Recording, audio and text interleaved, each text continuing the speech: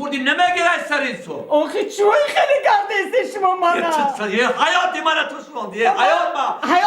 سوزوندی شما حیاتی من ما اخلاقی نمی تو گیری تو شما هم حیاتی من سوزونده تو شکر گوگی من تو گرفتم من حیاتی من تو سوزوندی من شکر کنم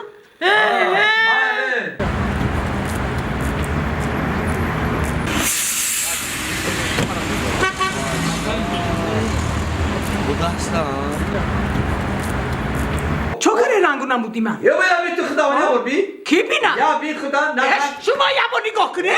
رنگ داری نه نمود داری تو وای دل ما همین زندگی رو خونم بشه وای همش خونم بشه کاش که ما یک کس دیگر رو نقض بدیدم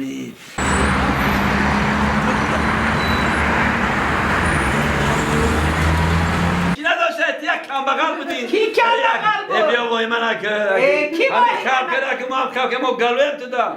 ما بچه ریز خب کرده با سرگذشتی من نمیدونی تو سرگذشتی چی داری تو؟ سرگذشتی من دختری یک کشا کدام بدی بیا بس کم بغل بود کیا کم بغل بود؟ اوتای ما کردار اوتای ما کردار سلام علیکم خانه شو با پلوتی ما ساخته من خودش خونه خانه کردار یک کپا داشت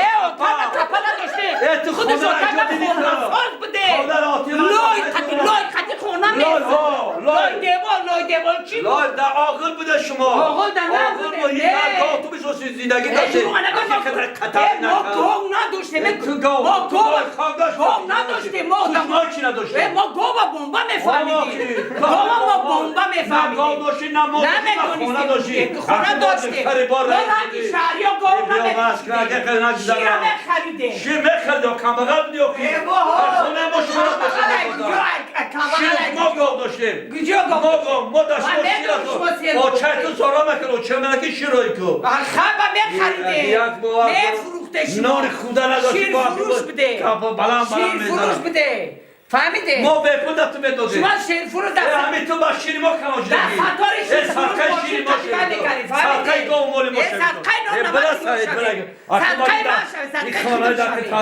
فهمیده صدقه خودم شد کال تو پلا نمیدونی پول چیه ها